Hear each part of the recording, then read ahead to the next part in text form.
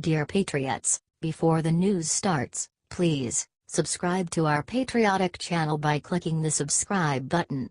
Give us a thumbs up to this video. Don't forget to leave your opinion below in the comments section.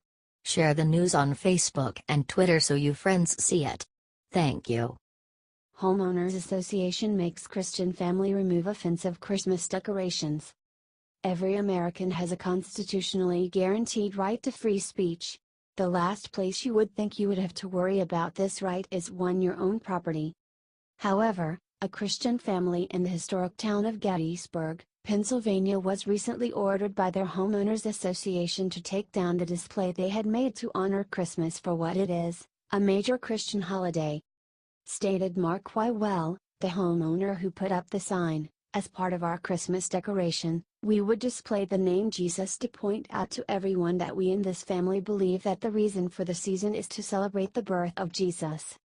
Several of Wiwell's neighbors in the Courtyards development complained, however, and claimed that the display offended them. This spurred Courtyards president Bud Vance to take action and order Wiwell and his family to take down the display.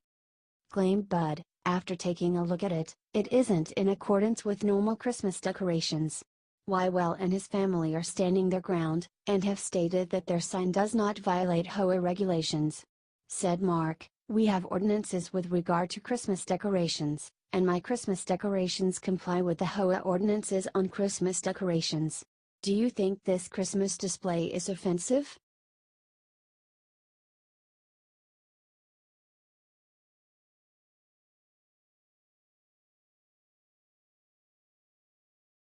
Watch CNN report Trump will fire Mueller after Sarah Sanders promises Trump will not fire Mueller. CNN is proving more and more that they are fake news. Sarah Huckabee Sanders said in a Fox News interview that President Trump would definitely not be firing Mueller.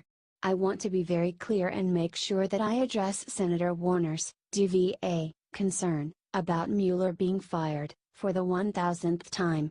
We have no intentions of firing Bob Mueller," she said. "We're continuing to work closely and cooperate with them. We look forward to seeing this hoax wrap up very soon. We think that it is just further evidence that the Democrats have no plan. They have no agenda. They have nothing to talk about other than attacking this president. While they've been focused on Russia, this president has been focused on America," she said. So how did CNN react to this news? "He is absolutely going to fire him," said CNN guest and criminal defense attorney Richard Herman days after Sanders' statements. "Well, they're not going to protect him, Fred, and I absolutely believe Trump will fire Mueller. He's a serious compulsive liar. The White House lies on a daily basis.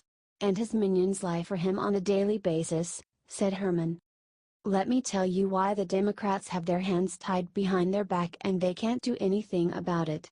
There's nothing they can do.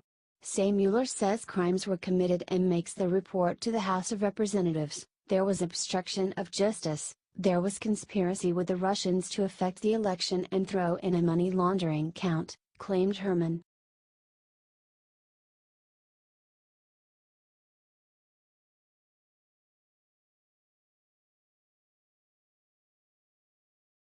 Breaking: Jeff Sessions officially orders investigation against Obama.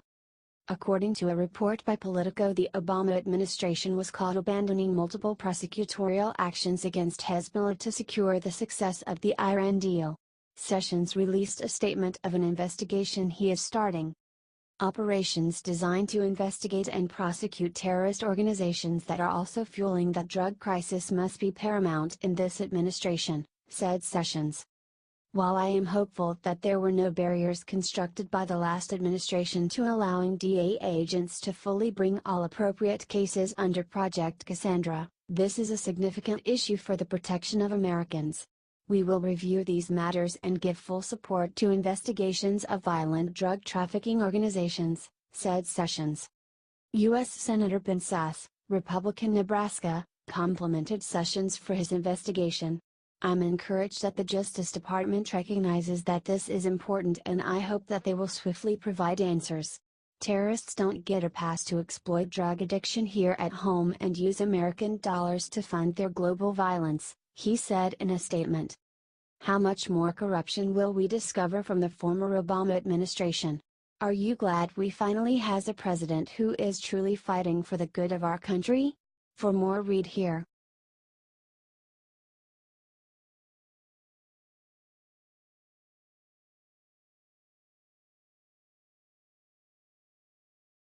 All 10 of Halperin's accusers come forward to blast Mika for calling them cowards. MSNBC's Mika decided to attack the women accusing her friend and former co-worker Mark Halperin of sexual assault. Mika scolded them for not facing their abuser face-to-face and not letting him apologize. She even called them hypocrites. What Mika wasn't expecting was for those 10 women to unite together and strike Mika back. We have some men who are willing to face the music, who are willing to face the facts, who are willing to admit to their actions 10, 20 years ago, even 5 years ago. Mark Halperin is more than willing to meet with his accusers and apologize with them face to face, said Mika. I've actually tried to offer him to them. They don't want to talk to him. There are some hypocrisies here. When things happen and men actually want to validate that truth, that's important that we actually allow that if we want to grow as a society and learn from each other. If we just want to strike people down for political motivation or for anger, we are not going to get anywhere, said Mika. Paul Farhi from the Washington Post got a message from Mark Halperin's accusers to Mika. As journalists and as victims of sexual assault, we vehemently disagree with Mika Brzezinski's inappropriate comments on Morning Joe on December 23. She suggested that women who were assaulted by Mark Halperin owe him an opportunity to meet with him in person so he can apologize face to face. They write in a letter.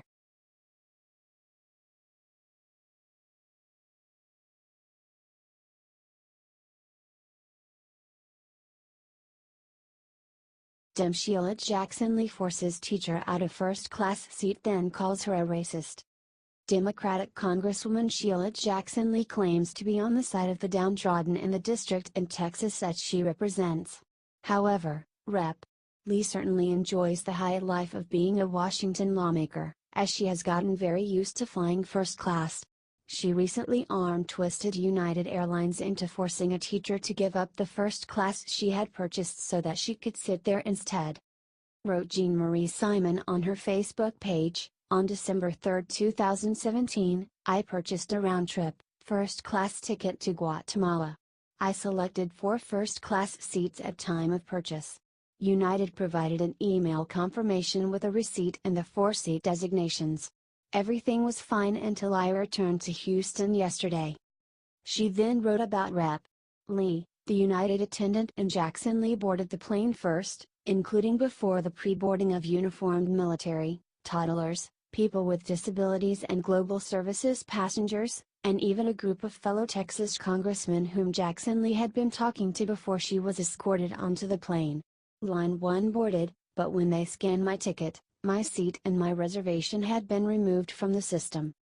After asking why she had mysteriously lost her seat, Jean Marie wrote about discovering, the first agent went into the United reservations system and told me that 1 hour and 20 minutes earlier, my seat had been reassigned. That means that at about 11:20 a.m., a United employee went into the system, eliminated my 1A seat designation, and reassigned it to Jackson Lee. She then added, I was the last passenger on the plane. A Texas congressman, a nice guy, sat down next to me. He said was glad I had made it on the flight. I showed him my boarding pass with my seat, 1A, printed on it. He said, you know what happened, right? Do you know who's in your seat? I said no. He told me that it was Jackson Lee, a fellow U.S. congresswoman who regularly does this, that this was the 3rd time he personally had watched her bump a passenger. Then he asked me if I knew whom Jackson Lee represents in Congress, Bush International Airport in Houston. He apologized, saying, Jackson Lee gives us all a bad name, it's shameful. Later, Rep. Lee complained about the teacher and said in a statement, since this was not any fault of mine, the way the individual continued to act appeared to be, upon reflection, because I was an African American woman. Are you disgusted by this Democratic Congresswoman?